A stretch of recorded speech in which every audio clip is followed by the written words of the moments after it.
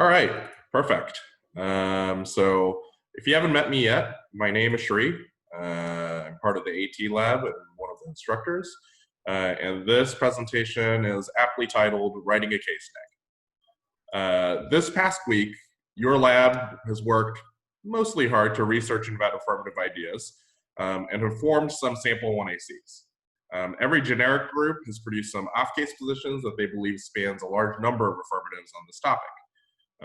This week, each lab, including yours, will learn what affirmatives the other labs have been writing, and then will be tasked to write a case negative to each affirmative. So we'll briefly, in this lecture, define what a case negative is, talk a little bit about how to create one well, and talk about sort of what sorts of things need to be included and how to organize one. And this should be basically of immediate use to you because this is going to be what you're doing for the next week or so with your lab. So what makes a case negative, or what is a case neg, and what makes a case negative distinct from a generic? Well, a case negative requires you to cut cards to specific affirmative cases that you can use for on-case and off-case arguments that you might include in your negative strategy. So case negs are about specific apps, not just about generally covering all the affirmatives. Before I jump into how to cut a case neg, I want to start with the rationale of cutting a case neg. So my guess is that the thought may have crossed your mind that this year, given the high diversity and volume of affirmatives in the CJR topic, perhaps it would be easier for you to just specialize in a generic negative position. Surely you could just read some combination of T and ACT and an agent counterplan to corner every F, or alternatively, no slave, no world, no slave in the world. So all affirmatives in the world are objectionable, and the neg prep is complete after you highlight the DDI for pessimism file. No, that's definitely not the case. I don't mean to discount the importance of having generics on this topic, given sort of the large size of the topic, but it's still vitally important to do specific case negative research, at least in a couple of sets of affirmatives. And I think that's true for three reasons. The first reason is that affirmatives are very mediocre.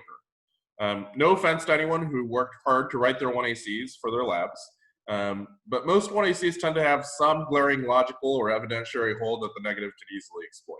My guess is that even through your research in your lab, if you're working in a particular AF group, you know what some of the, weak parts of your affirmative are, right?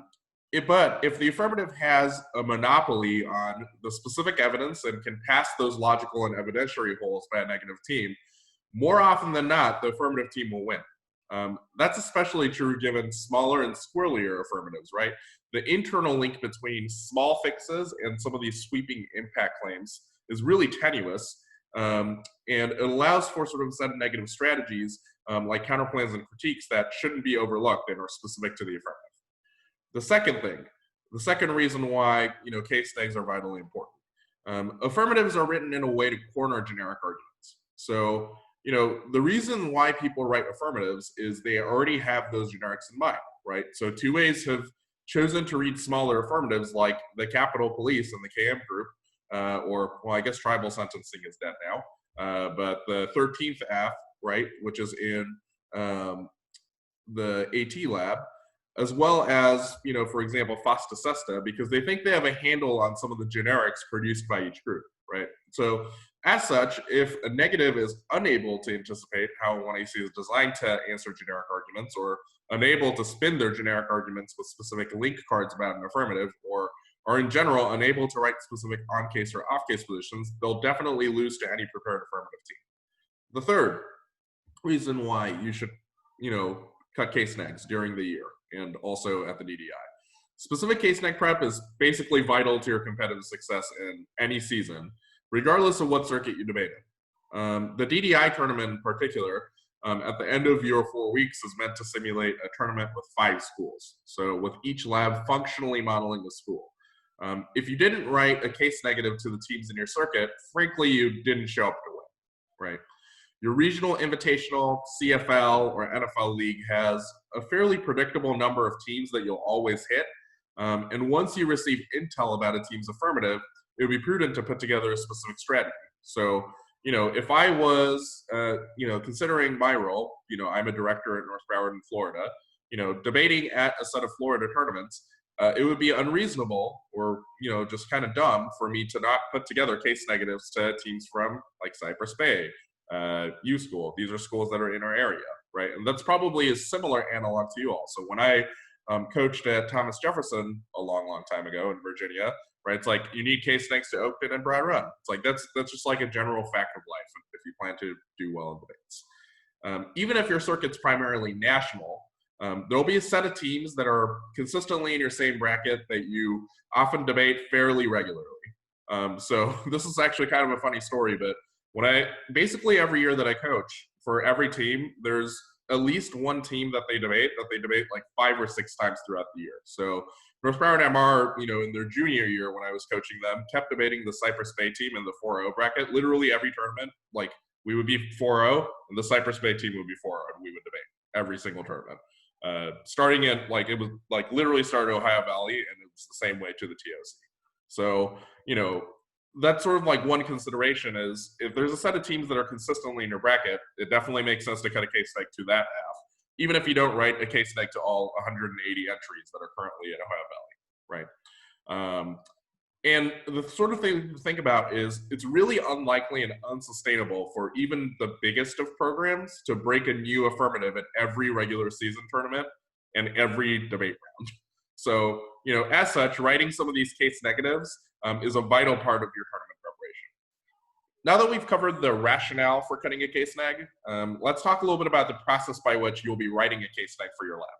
So each of you at this point probably have or will have sometime today a sample 1AC from another lab and a plan text to work from. The very first thing that you do when you write a case neg is to read the article for the affirmative solvency advocate in depth and then compare it to what the plan does. I'm going to repeat that. The first thing that you should do is that you should read the article for the affirmative solvency advocate in depth and then compare it to what the plan does. The solvency advocate, for those of you all who are not acclimated, is the card or series of cards that say that the plan is key to solve the advantages. So not the terminal impact card that says, economic decline causes extinction, not the random internal linkages, but the thing that's like, this is why the plan is necessary. You want to not just read the section that the crafty affirmative team has selectively highlighted and underlined. You want to read the whole solvency advocate article. What am I reading for and why did I start with this? This section is going to be fairly beefy because I do think that this is pretty important. The first is clarification. The criminal justice system in the US is extremely complex, and the policies used to fix broken elements are just as complex. I can tell you that in the AT lab, we've had at least 4, probably at this point, 6 hours of conversation on the MLATS AF, and my personal comprehension of the AF is still like 65% because I haven't read their solvency advocate article. I feel similarly about a set of other apps that are in your, distinctive labs. Like when I'm looking at the FS FOSTA SESTA app, I definitely had to talk with Allie for a pretty long period of time to figure out what it is that the affirmative does. Similar thought about, some of this like environmental crime stuff, didn't quite know what the plan text is. So, making sure that you understand what's going on, very important, obviously, I think, needless to say. The second thing that you're looking for solvency advocates is a larger context. So solvency advocates don't tend to write only about the plan in a vacuum, right?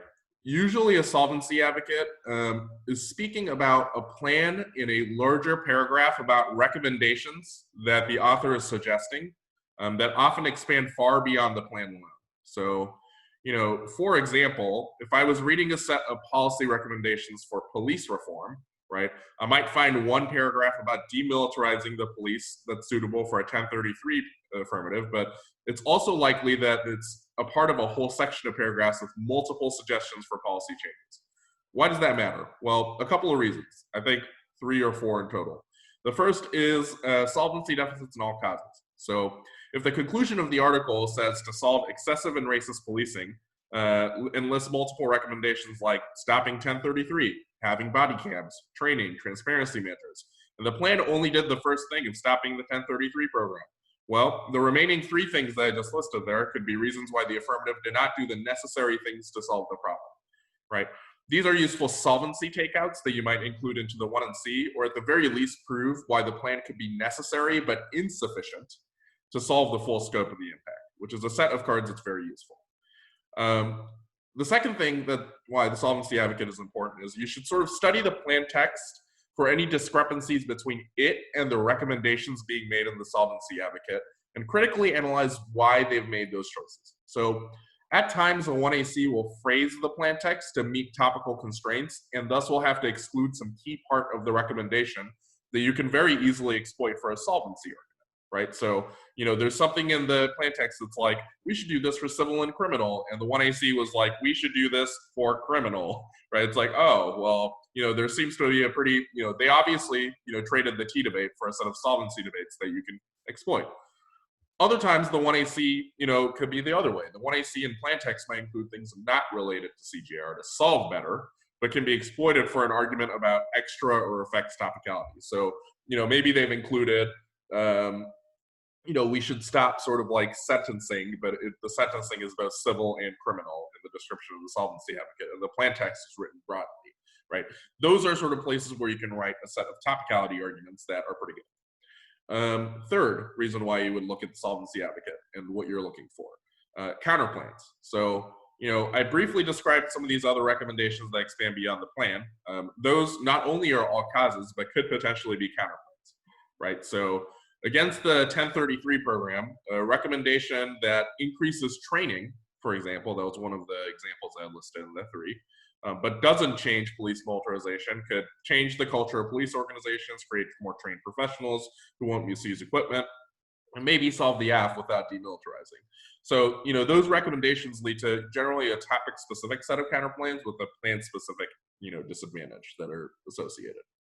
Sometimes those recommendations could also have non-CJR recommendations that serve as advantage counterplans that solve the AF, that use topic disads or even critiques about CJR as a net benefit. So, for example, if the AT lab affirmative is talking about how to fix data localization, my guess is that the recommendation includes the AT lab mechanism, sure, amongst some other non-criminal offense-related recommendations that could solve the affirmative, perhaps some civil ones, right, with CJR bad as your net benefit, which is sort of a good place to look. Finally, one additional note about sort of counterplane writing. One thing that's really useful when you're reading a solvency advocate is to very carefully read why the federal government or a specific agent that they describe, like the courts, the Congress, et cetera, are key. A lot of times people will include solvency advocates with Fed key warrants that when writing a well-worded counterplan, the text can basically just solve it, right? So for example, if a Fed key warrant against let's say a cybercrime AF is that the federal government is the only organization with sufficient funding to do the plan, then a state's counterplan that funds the states to hire cyber specialists and improve the cybercrime program would solve 100% of the case, right? Identifying what a solvency advocate says is key will help you write sort of your counterplan text in a way that's able to solve all of their arguments. The last thing that you want to read for solvency advocates, and this tends to be more true for law reviews, is you'll generally find a set of negative disadvantages, picks, and case turns based off of the law reviews of the affirmative. So one thing to think about is that solvency advocate articles tend to be your more qualified, and as such tend to be more balanced in accounting for the advantages and disadvantages of a policy proposal. Solvency advocates tend to be less of hacks that are just like making, biased, claims about just one statement. They're more academic, they're peer reviewed, so they have an incentive to be more willing to look at both sides. So, for example, if you look at that, I don't know if many of you went to the GDDI, but there was an evidence-based sentencing act that BK had helped orchestrate at that, camp.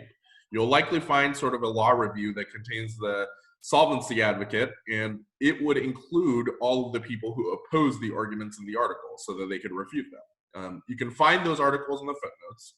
Then after looking at those negative articles and exhausting those footnotes, one suggestion that I have is to use Google Scholar's cited by function to see if more recent articles have cited that negative article, to either respond to it or to make sort of additional negative arguments. And you'll likely, in this route, find specific off-case positions to the affirmative. So like one of the disads on EBS, I don't quite remember what the DA is. I think it's about insurance and some other stuff. It's like there was a specific disadvantage that was in the solvency advocate that was described. The affirmative article obviously attempted to answer it, but in that process, they've listed a bunch of negative articles that'll help you, generate sort of your search terms for the rest of, the neg writing process. In fact, the EBS app, I think, is one area where it's like the neg cards write themselves. Like you don't really have to do any other searches. You just need to look in the footnotes and then do subsided by stuff in the footnotes, and that's pretty much it. Okay. So, we beat the solvency advocate like a dead horse. So what's next? The next step is to essentially do the same process with the other cards in the 1AC.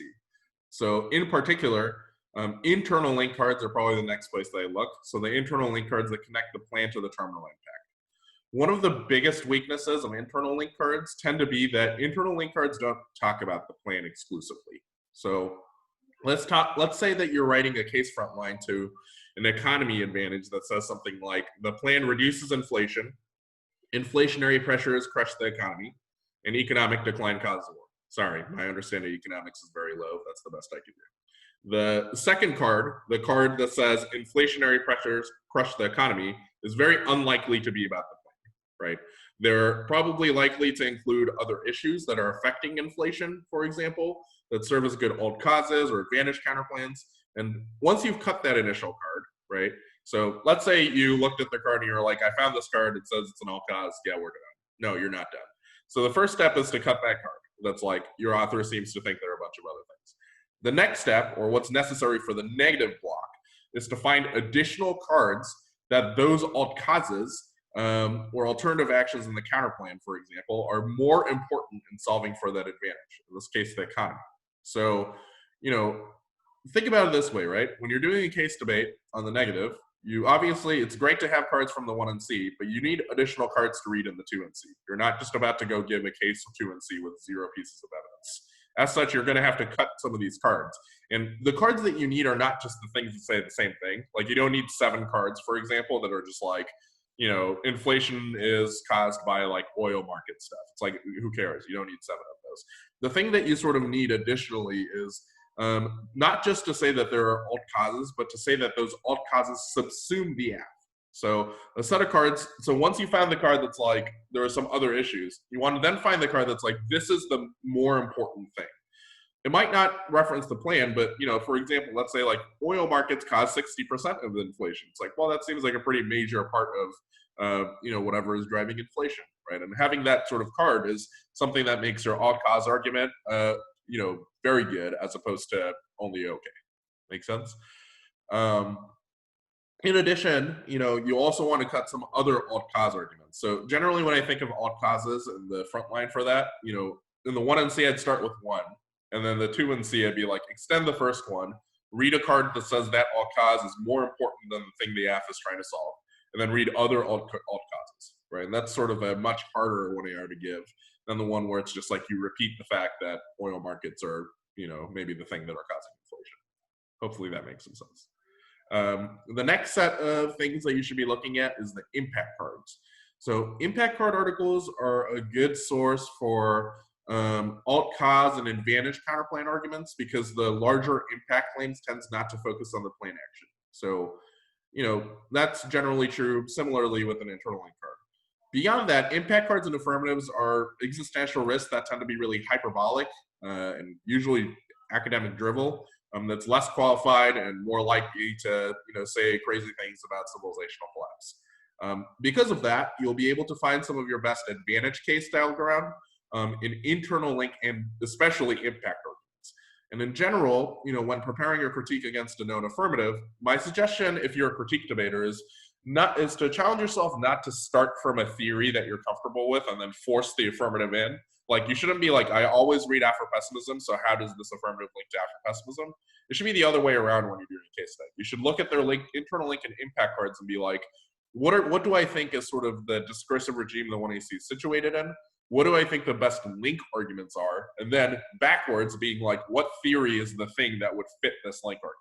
So, let's say like I'm looking at an impact card about African conflict, right? Usually these cards are pretty terrible. Usually say things like Africa is a rabid tiger that is trying to chaotically cause trouble, right? It's like, you know, that set of arguments seems to link more to an argument about race than an argument about anything else, right? So, you know, I wouldn't immediately be like, oh, well, like I only debate gender IR, so this is what's going to happen today. I'm reading gender IR and we have an Africa link. It's like, like I would start with a link argument and then be like, what is the larger theory or critique that would be effective here? And then read that critique as opposed to reading the general critique that you would read all the time. Okay, I think that covers that portion. So step number 3. So step number 1 is solvency advocates. Step number 2 is looking at internal link and impact cards. Step number 3 is to think about which generics have the best engagement with the affirmative and see if you need to cut additional evidence to make them work. So the third step is to think about which generics have the best engagement with the affirmative, what additional cards you need to make them work.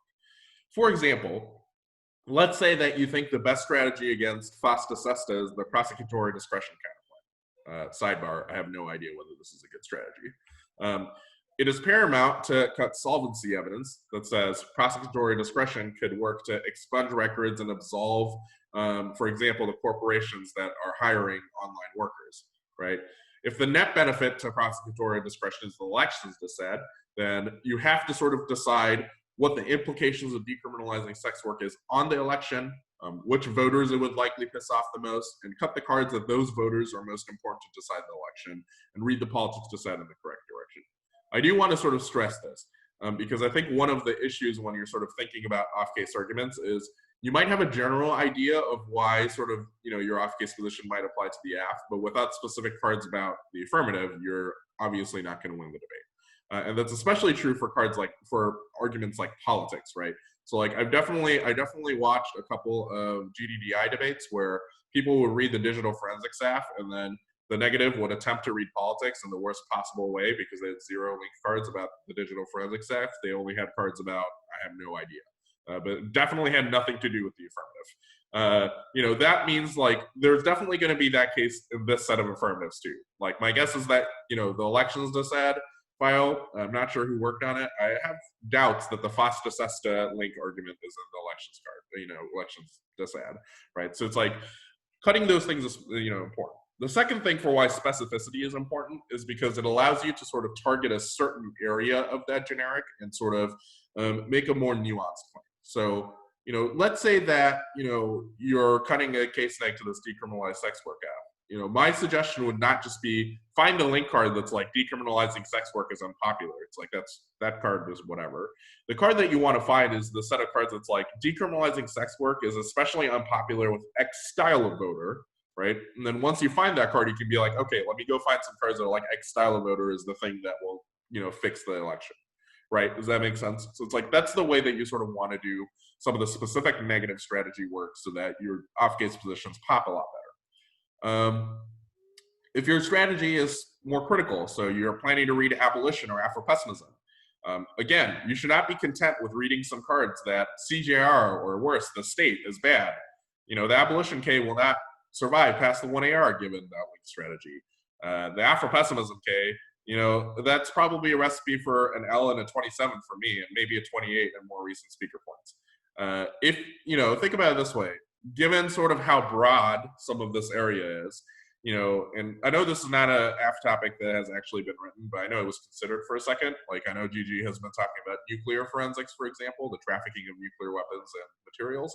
It's like reading your, my link is you CJR'd is unlikely to win in that debate because they're just going to be like, our thing is barely related to CJR. Our thing is about nuclear forensics, go home, right? So instead, you know, you have to cut link arguments that are about the 1AC itself. So what are the assumptions, values, and methods that it upholds, right? If the KM Capitol Police Act is about police transparency and accountability, you know, the negative should be cutting cards that are like transparency and accountability or anti-Black, not just the police have been anti-Black in the past, because they're about to tell you, we made it more transparent and accountable, so we fixed the problem, right? Those link arguments that are more specific are the link arguments that tend to win debates.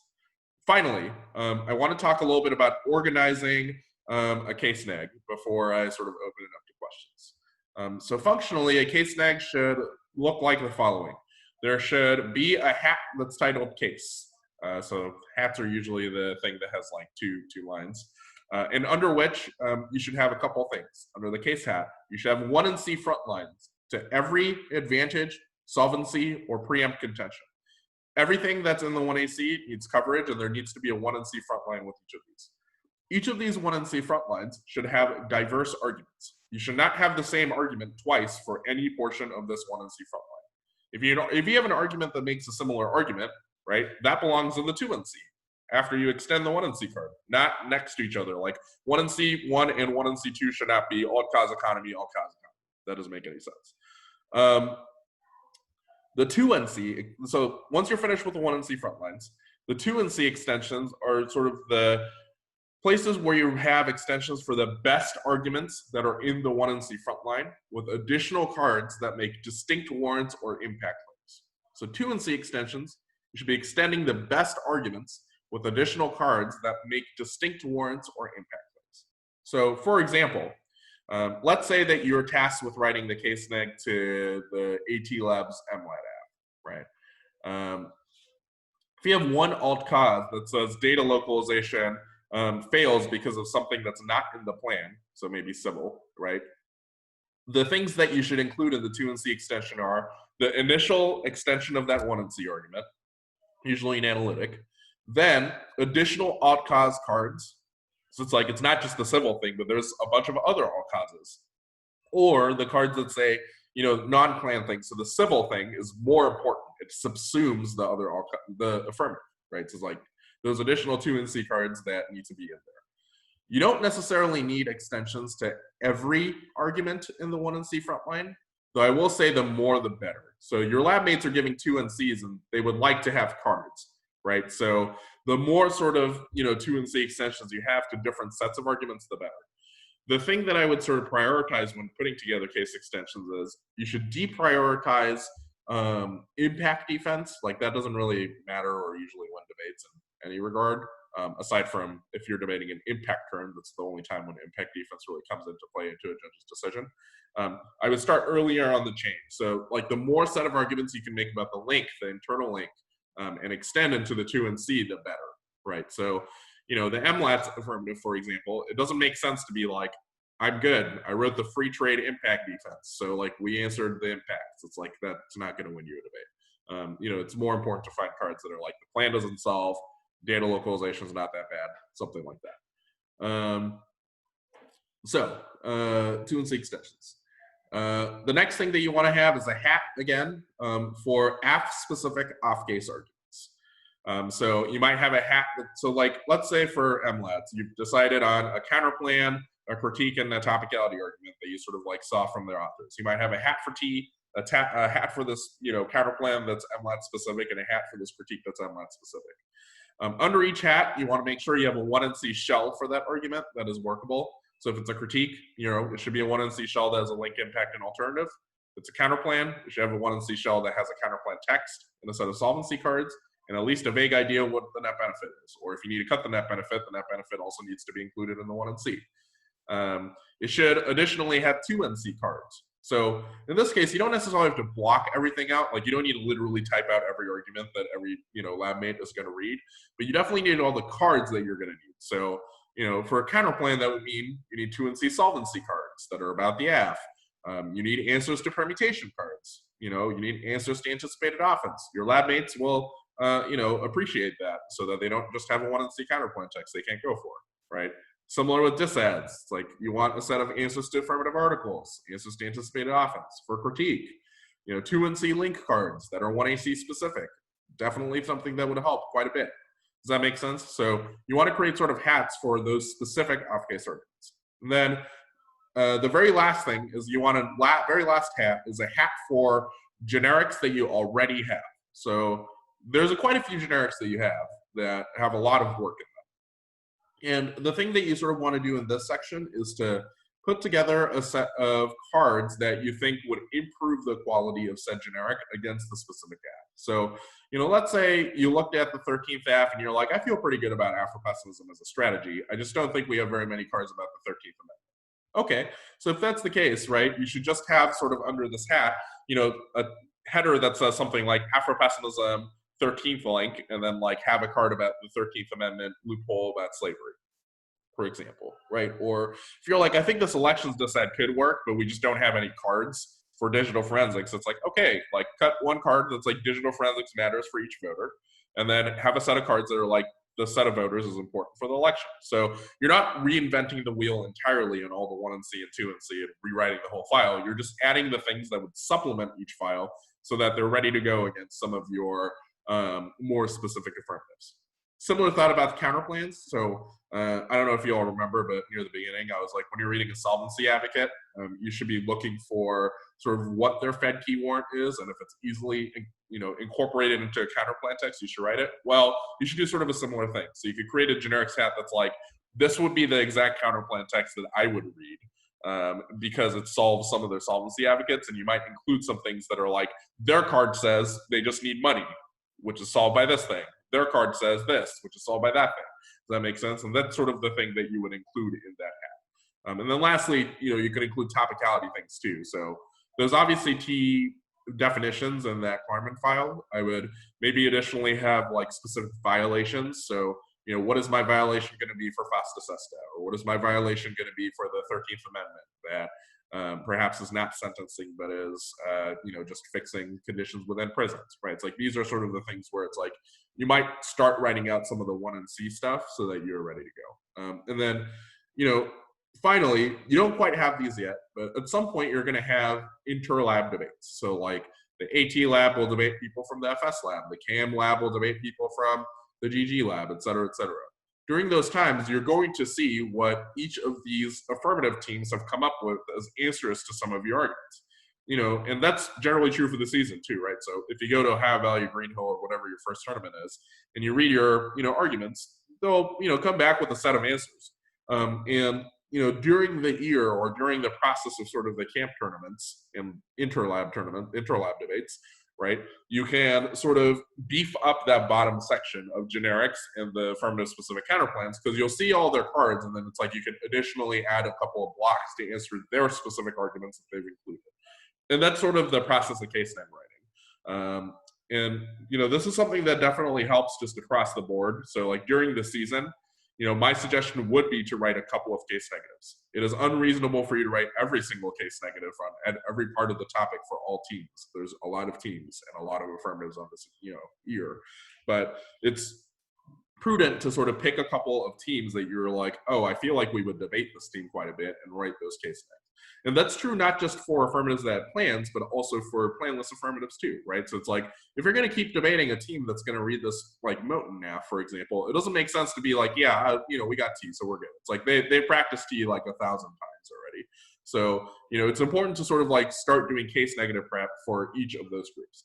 And honestly, your planless affirmative, the case neg, doesn't look all that different. It's like, you always want to read the solvency advocate article, see what kinds of things they're saying, see if it matches the advocacy text, see what sorts of traditions, they're criticizing, right? So, Moten's a little bit harder, but let's say you're like debating an Afro-pessimist staff. It's like, oh, I realize that Wolderson has a section where he's criticizing humanists for a very long time. I wonder what humanists are going to say, right? And that's sort of like the process by which, you can generate a set of off-case positions that are not just about sort of the, just topicality and cap without much of a relationship to the affirmative itself. So, that's sort of my general process. And of course, it's impossible to do this for every plan in the staff, which is why you have topicality and cap. But it's like, if you're going to debate a set of teams regularly, you might as well be putting together case numbers. Yeah. Does anybody have any questions? I wanted to ask you what were like, when you were, I missed it, but I came in around the time you was talking about when trying to prepare a K for an F. What were like the first and the second steps to like can you just like repeat them broadly so I can like get it? Yeah, of course. So when preparing a K against a F, you always want to sort of look at the internal link and impact cards. So the internal link cards are usually the cards that are like, for example, it's not like the plan solves a thing. It will be this next step, right? So they'll be like economic, or inflation is key to the economy. It's an econ advantage. It's like that card, and then the card afterwards, it's like economic decline causes war. Those are the cards where usually your critique authors are giving the best critiques. The reason why is impact cards are usually pretty easy. They're hyperbolic.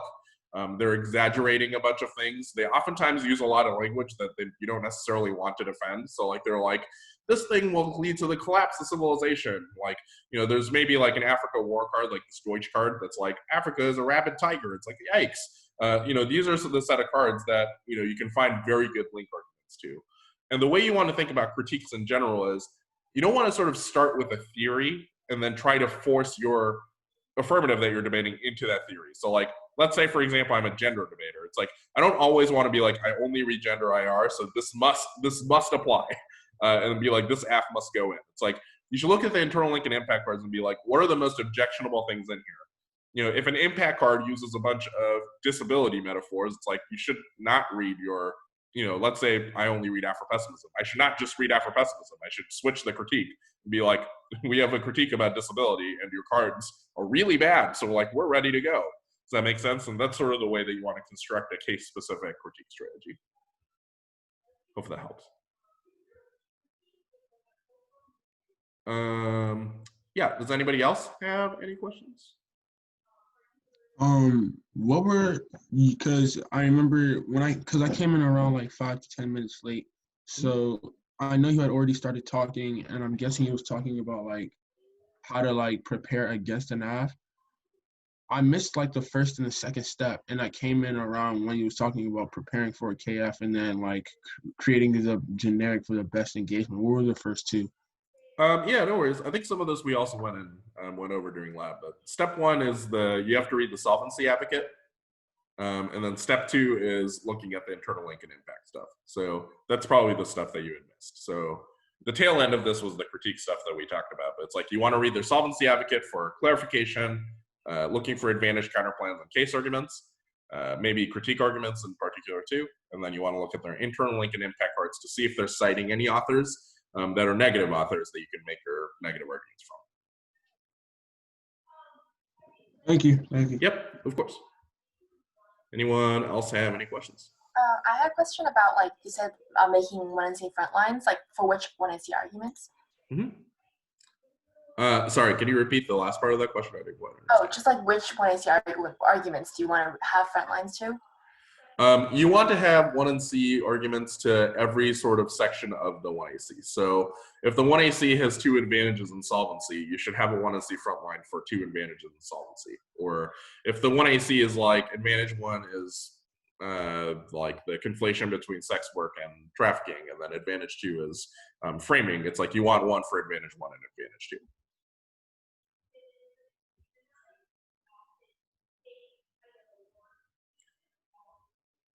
Any other questions? How do you sort of go about determining what teams would be prudent to cut a case neg to? And also, how do you sort of manage like that work and sort of managing your time so like cutting case negs isn't like overwhelming? Good question. So I think it kind of depends on which style of circuit you're on. I'd say for your more local circuits or, you know, more state circuits, it's actually fairly easy. So like you generally will debate like a couple of schools. My guess is like max 10 is sort of what you're looking at. And you could probably put together a case neg to a 10 AFs if you sort of divide it up. Or even if that's like a little bit too much, it's like you can always pick a couple of schools to write case negs to that you're like, oh, this is my biggest competition, and not write case negs to the competition that, you know, you could beat with anything else, right? It's like there are a set of teams, for example, that are probably like way, way better than you are, where it's like case neg didn't help. And there are also a set of teams where it's like way, way worse than you are, where it's like case neg didn't need it, right?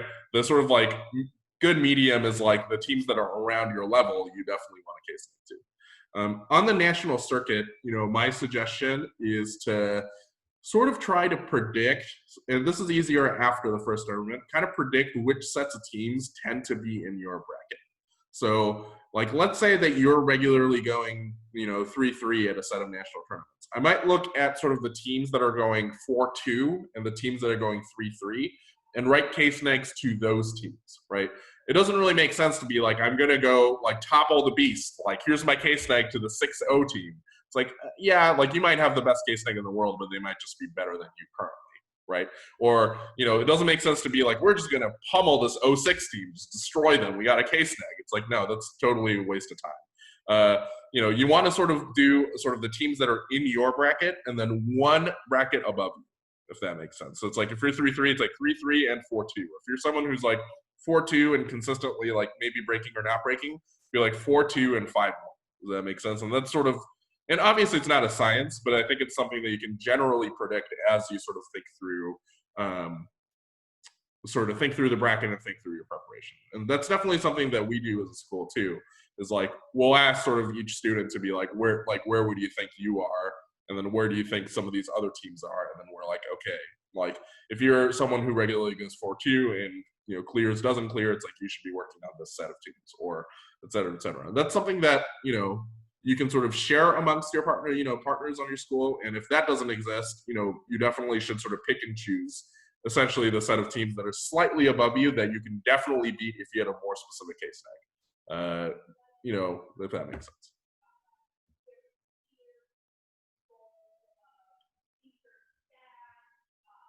Any other questions?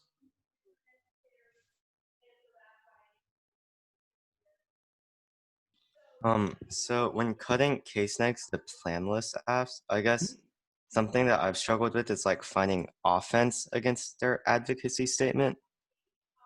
Or like, I don't know if that makes sense, but like. Yeah, so, usually speaking, I think the advocacy statement is the wrong place to be looking, right? Because it's like they've written such a vague statement that they're not trying to get you to make negative arguments about the advocacy statement. So the only place where advocacy statements matter is like if you're reading a word pick of some variety. Otherwise, it doesn't really do a whole lot. The things that you want to be looking for kind of are, what do you think these authors are criticizing, right? So it's like, let's say, I'm reading, what Moten is writing, and I'm like, oh, it seems like Moten is very heavily criticizing liberalism and capitalism. It's like, well, like that allows you to, create sort of a niche set of strategies that are just like, oh, liberalism is good, it's inevitable. Capitalism is good, it's inevitable. Or, the Wilderson example previously, it's like Wilderson just rails against humanists for like pages and pages. It's like, well, that means that you can find a set of people, like you should find the people that he is saying are bad and then cut the people, right? Because then it's like, yeah, they obviously have comparative evidence, but like you probably can also find a set of people that are in that tradition responding to that author. So it's like, I could probably find the humanists who are like, pessimism is bad, Lewis Gordon, for example, right? And then cut the sort of like, negative strategies that are surrounding that. So, that's usually what sort of helps in terms of, you have your generics that you might be reading, whether it be a cap argument, psychoanalysis or the academy, so whatever it is that you've picked as your thing that you like as a generic. And then it's like you have another thing that's like specific to the affirmative that you can apply that you've done specific case negative research to, that allows you to have sort of a little bit more traction with of the affirmative. Against like specific apps with like impact stuff, do you think like it's necessary to cut like new impact defense cards, or like, because like usually most teams will be like, oh, doesn't assume the internal link, like next. So like, do you think it's necessary to like cut more specific impact defensive, or? Usually not really. The only thing that I would include for now is there are a bunch of people who have like very much said that COVID has basically destroyed everything ever. So like there's definitely a set of cards that's like hegemony is unsustainable in a world of COVID, or the economy is collapsing in a world of COVID, or we're not solving global warming at the time of COVID. So like those are the set of cards where it's like maybe it could be useful because it's like it tests whether or not the affirmative actually cut an advantage that is relevant to our current times. But beyond that, like I don't know, like I found that 2020 impact defense usually is just like exciting for the 1 and C, and then no longer relevant ever again unless conceded. So yeah, I get where you're coming from though for that. That's definitely would not be my first priority. The only time it does matter, like the impact defense stuff matters more if your strategy is based on an impact turn, right? So, if you're going for DDEV, it's like it would be nice for you to have newer impact defense to be like, I don't know, COVID basically means that the economy is in a free fall, don't try to save it, or something like that. That sort of like, stops their ability to win sort of an impact argument that's unique while also making a set of impact arguments.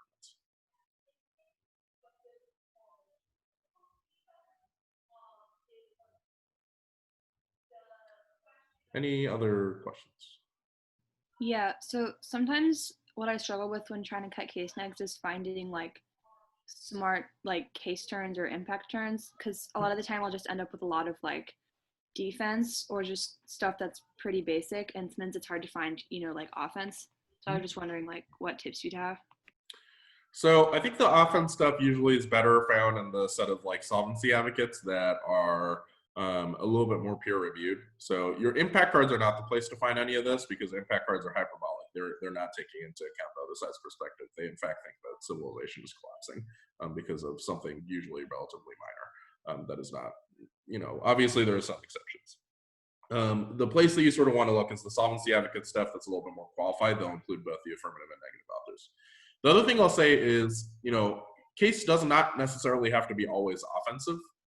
The thing that's sort of important about defensive arguments is that you should sort of think about the relationship between your defensive arguments and the counterplans that you are reading or the critiques that you're reading. So it's like, if your defensive argument pairs very well with your off-case argument, then you're actually in a pretty good spot. Example, let's say that some of the best arguments you're finding are about like circumvention or loopholes that prevent, solvency. Right. It's like those arguments tend to have a pretty good relationship with critique arguments that are like small fixes in the government don't really do very much. Right. It's like those two things drive very well together, even if circumvention is kind of it's offense, it turns the case, but really it's just saying that case won't happen. Right. So it's not like, independent external offense to anything. Another sort of example might be with your counterplans. So if you have a set of cards that's just like, the criminal stuff is not really what matters. It's civil for MLATs. It's like your counterplan that's like do the civil things. Those two things go very well together, right? So you should always sort of think about, given that this is the weakness of the affirmative, what should be the set of counterplans that operate with them, right? And, function well together. And that's sort of the way that I would think about it rather than, looking for offense versus looking for defense. Because I think the offensive arguments on this topic will be tough, right? Like if a team is reading a mass incarceration affirmative, it's not like you're about to say mass incarceration good and win the debate, nor are you really about to win like the plan increases mass incarceration. So it's like it's better off to make a set of defensive arguments that then work with counterplans to sort of, corner the affirmative.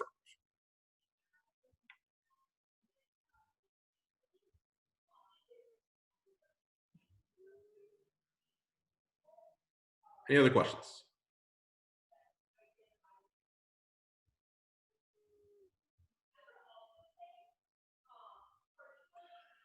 Okay, cool. Well, thanks for coming. I think you have another elective in about 10 minutes. So, stand up, walk around, get coffee, whatever it is that you'd like to do. And if you have any questions, you can feel free to Slack me at some point. And this elective will be on the DDI YouTube thing at some point. Thanks for coming. Thank you. Yep. Thank you. Thank you. Thank you.